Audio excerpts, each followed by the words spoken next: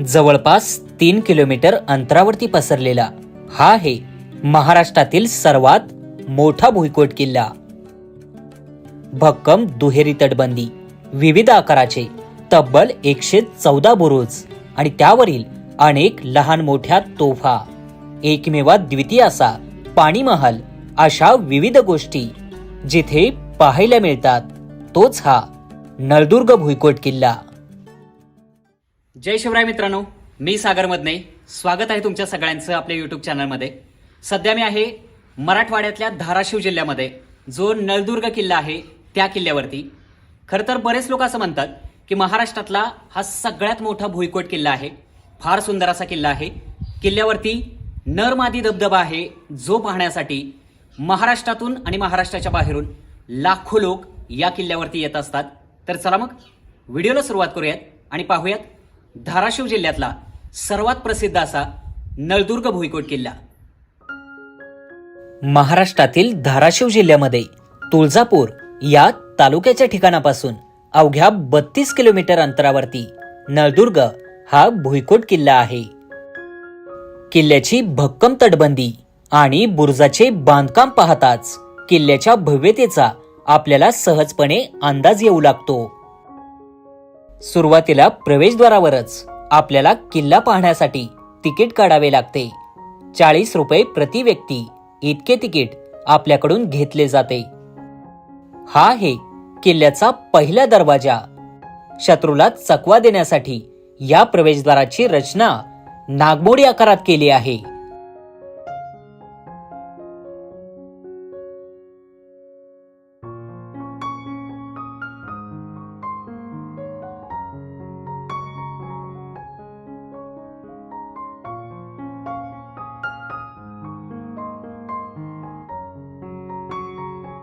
किल्ल्याचे बुरुज आणि तटबंदी अतिशय भक्कम असून अजूनही सुस्थितीत आहे.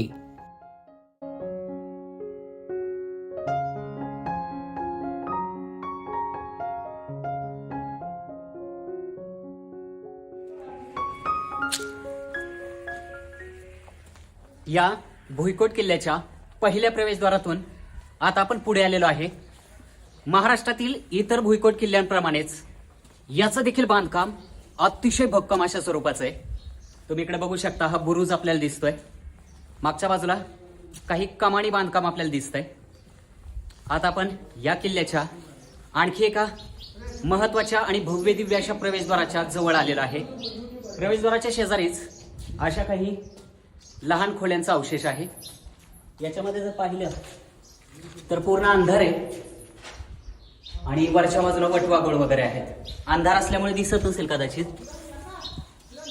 आणि या बाजूला पाहू शकता जुन्या काळातलं काही बांधकाम आपल्याला दिसतंय.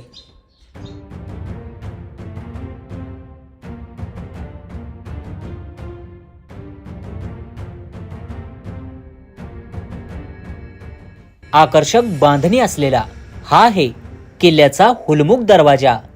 दरवाजाच्या दोन्ही बाजूस पहारेकऱ्यांसाठी 2 लहान खोल्या आहेत. महाराष्ट्रातील इतर भुईकोट किल्ल्यांप्रमाणेच या किल्ल्याला देखील असंख्य प्रवेशद्वार आहेत आणि त्यापैकी सगळ्यात मोठं आणि सगळ्यात भक्कम असं प्रवेशद्वार माझ्या पाठीमागे तुम्हाला दिसत असेल. या दरवाजाला हुलमुख दरवाजा असं म्हटलं जातं. असा एक बोर्ड या ठिकाणी लावलेला आहे. दोन्ही बाजूला भक्कम असे बुरुज आहेत, या बाजूला देखील आणि इथे देखील.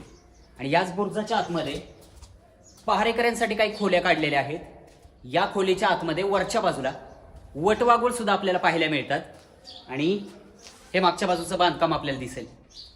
किल्ल्याचं अतिशय भक्कम अशा स्वरूपाचं हे प्रवेशद्वार आहे. या बाजूला बांधकाम आपल्याला दिसेल. पहारेकऱ्यांच्या देवड्या वगैरे पाहू शकता तुम्ही. आणि असंच बांधकाम या बाजूला देखील दिसेल.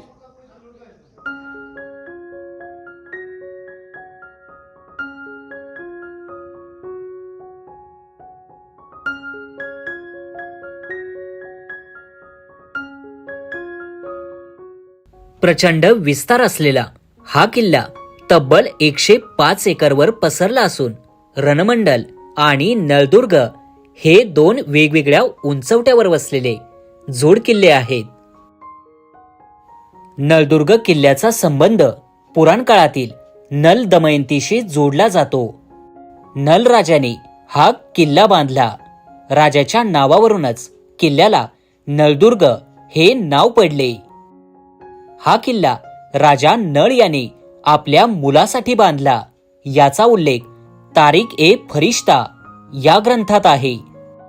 आदिलशाहीच्या काळामध्ये या किल्ल्याला शहादुर्ग असे नाव दिले होते, मात्र ते नाव जास्त प्रचलित होऊ शकले नाही.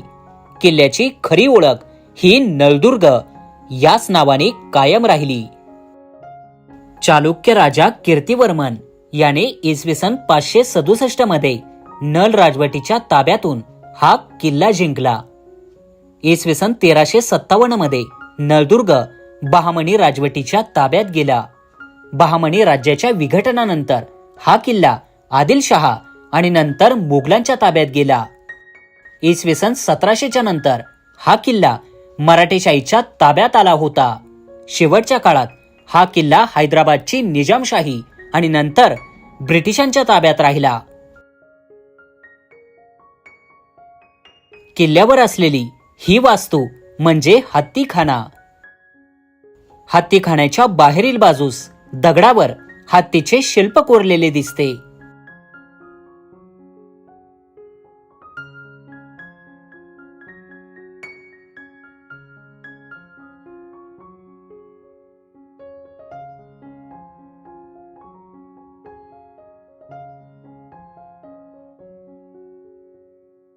पूर्वीच्या काळी याच ठिकाणी हत्ती बांधले जात असत. हत्तींना आतमध्ये प्रवेश करण्यासाठी एका बाजूने मोठे कमानी प्रवेशद्वार ठेवण्यात आले आहे. इथूनच हत्ती आतमध्ये प्रवेश करत.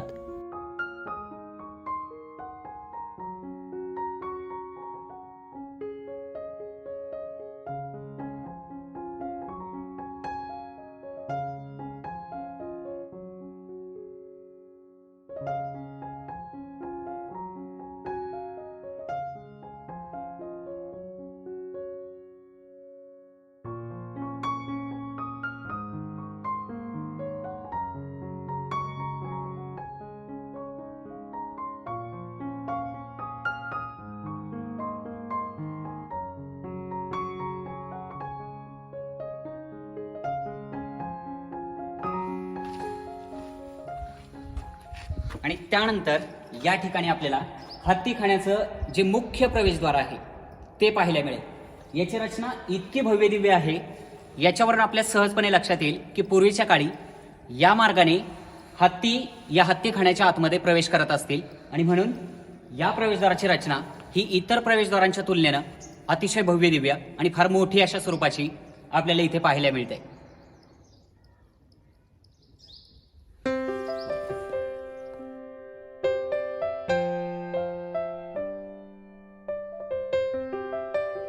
हत्तीखान्यापासून काही अंतर पुढे चालत येताच मुन्सिप कोर्ट नावाची ही आयताकृती एक इमारत पाहायला मिळते.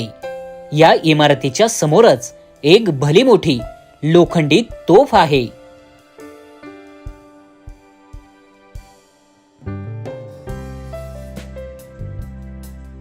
पूर्वीच्या काळी या किल्ल्यामध्ये असलेल्या काही राहत्या वाड्यांचे अवशेष देखील अजूनही पाहायला मिळतात.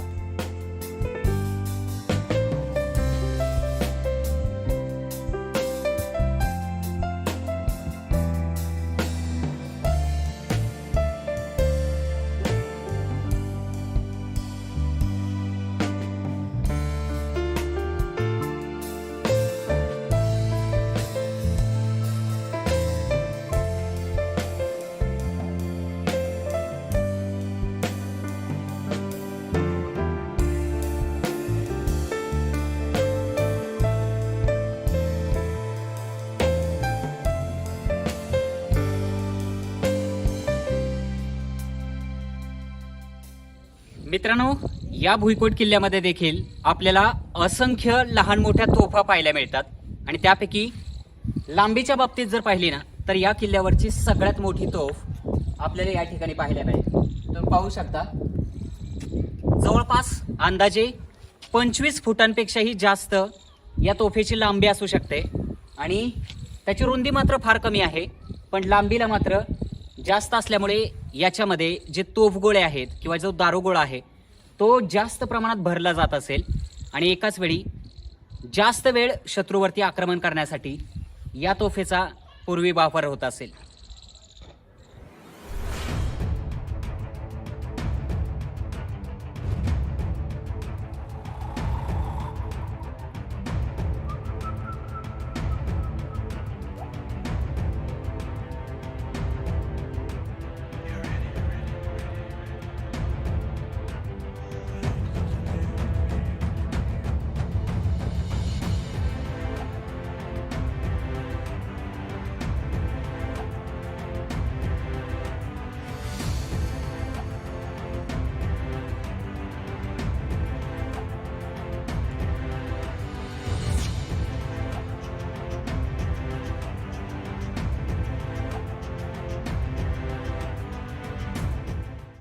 किल्ल्याच्या आतमध्ये उद्ध्वस्त झालेल्या बांधकामाचे बरेचसे अवशेष अजूनही पाहायला मिळते.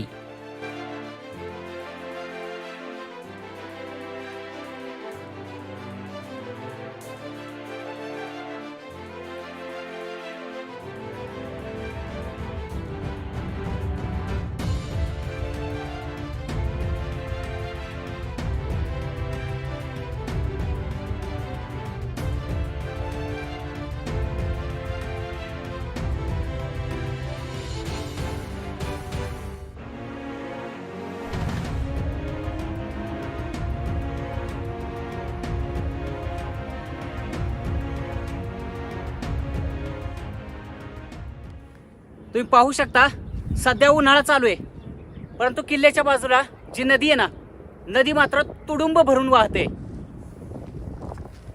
पाहू शकता किती मोठ्या प्रमाणावरती या नदी पात्रामध्ये आजही आपल्याला पाणी पाहायला मिळतंय. तिकडे पलीकडच्या बाजूला किल्ल्यावरती असलेला नरमादी धबधबा आहे, जो की किल्ल्यावरचा एक प्रसिद्ध धबधबा आहे. बरेच लोक आवर्जून तो धबधबा पाहण्यासाठी या किल्ल्यावरती येत असतात. पाहू शकता तुम्ही कशा पद्धतीचं हे नदी पात्र आणि या बाजूला किल्ल्याची बाकी तटबंदी आपल्याला दिसते.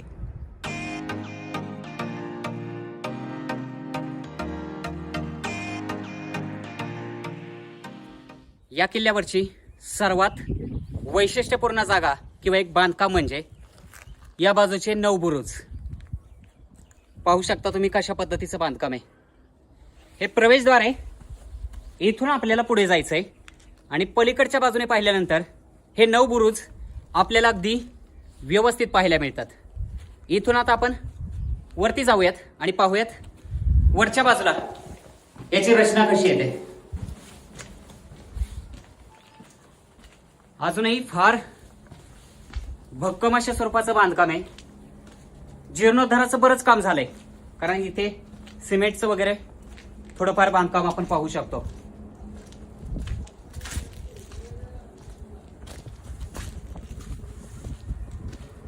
खूपच वेगळ्या पद्धतीचं बांधकाम आहे हे.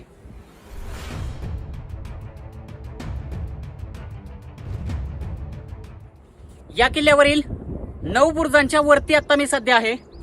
या बाजूला तुम्हाला दिसत असेल 9 बुरुजांचं बांधकाम. पलीकडच्या बाजूला मागे नदी देखील दिसते. नदीवरती नव्यानं ब्रिज बांधलाय आणि तिथून सध्याचा रहदारीचा रस्ता आहे.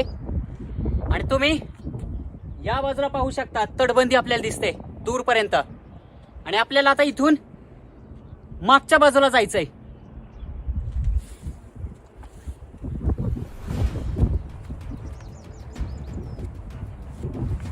इथून उतरताना फार जपून उतरावं लागेल, कारण पूर्वीच्या पायऱ्या तयार केल्या होत्या, जे दगड होते ते तुटलेले आहेत.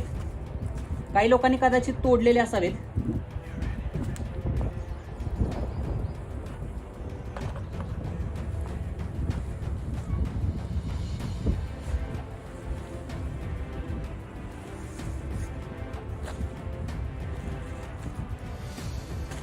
व्यवस्थित बॅलन्स करत इथून खाली उतरावं लागतंय, कारण वरती जाण्यासाठी ज्या पायऱ्या होत्या ना त्या तुटलेले आहेत वरच्या बाजूला. आणि इथून आता आपण किल्ल्यावरच्या सगळ्यात उंच बुरुजाकडे जाणार आहोत.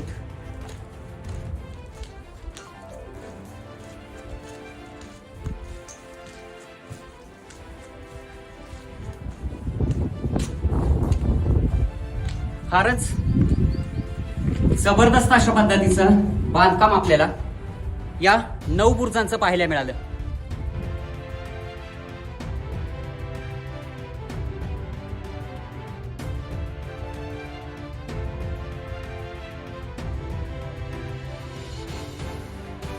नळदुर्ग किल्ल्यावर असलेला हा सर्वात उंच बुरुज 1550 फूट इतकी उंची असलेल्या या बुरुजाला उपळा बुरुज असे म्हटले जाते. या बुरुजावर पोहोचताच समोरच 2 महाकाय लोखंडी तोफा आपल्या नजरेस पडतात.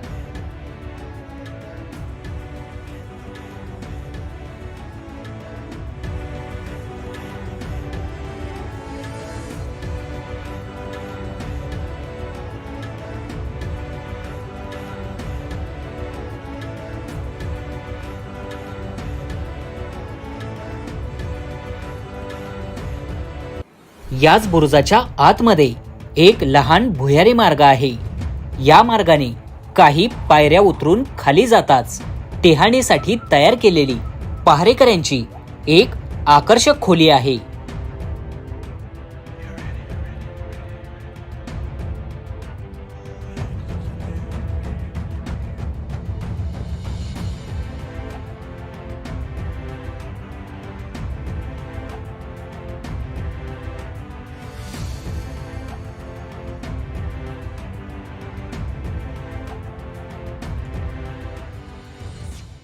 या किल्ल्यावरील सर्वात उंच बुरुजाच्या खालच्या बाजूलाच एक छोटा भुयारी मार्ग आहे आणि त्याच्यामधून या ठिकाणी पहारेकऱ्यांना बसण्यासाठी जी एक जागा बनवलेली आहे त्या ठिकाणी आपल्याला येता येतं. तुम्ही बघू शकता कशा पद्धतीची ही जागा आहे. सुंदर पद्धतीचं कोरीव काम याच्यावरती आहे आणि सगळ्या बाजूने आपल्याला इथे कमानी देखील पाहायला मिळतात. पण दुर्दैवानं असं वाटतं इथं एक गोष्ट पाहिल्यावरती, इथल्या प्रत्येक दगडावरती काही महामूर्ख लोकांनी स्वतःची नावं किंवा नावाची अक्षरं कोरलेली पाहायला मिळत आहेत. हे पाहू शकता तुम्ही. म्हणजे चांगल्या गोष्टीला, चांगल्या बांधकामाला विद्रूप करण्याचं काम काही मूर्ख लोक करतात, जे किल्ल्यावरती आल्यानंतर तुम्ही बघू शकता. ह्या सुंदर बांधकामाच्या ठिकाणी सुद्धा अशा पद्धतीनं काहीही दगडांवरती लिहून त्याला खराब करण्याचं काम करतायत.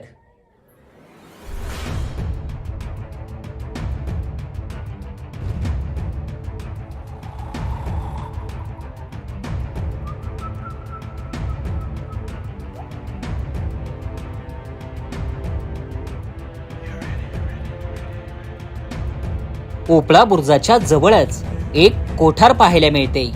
कोठारात जाण्यासाठी लहान दरवाजा आहे.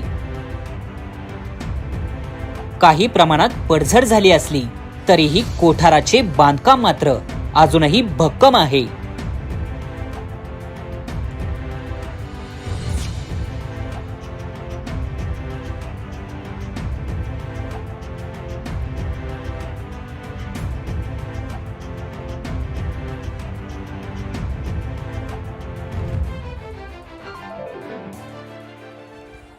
आता आपण चाललोय या किल्ल्यावरती असलेल्या धबधब्याच्या दिशेनं.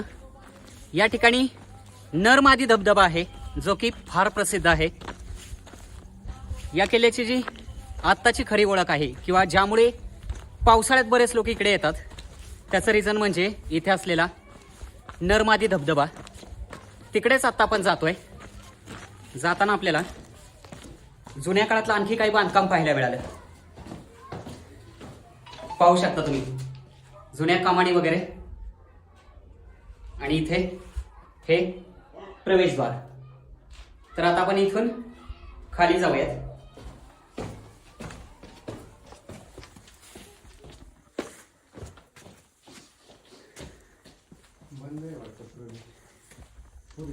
इथे एका बाजूला तटबंदी आणि उजव्या हाताला बुरुजाचं बांधकाम आपल्याला या ठिकाणी पाहायला मिळतंय.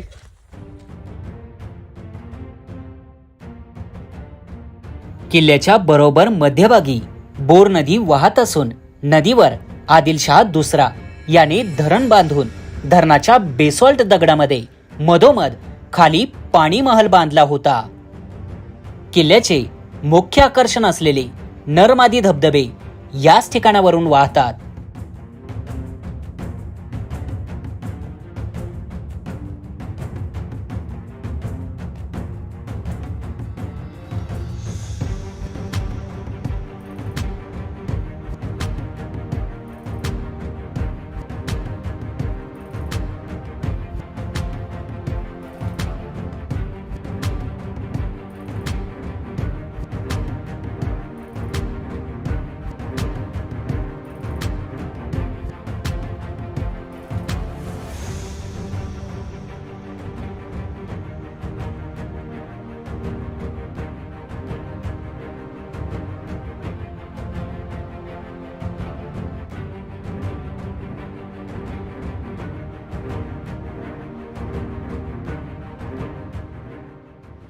मित्रांनो, आत्ता मी ज्या ठिकाणी आहे याच ठिकाणी समोरच्या बाजूला तुम्हाला पाणी दिसत असेल आणि नदीचं जो मुख्य प्रवाह आहे तो पलीकडच्या बाजूने असा खालच्या बाजूला आहे.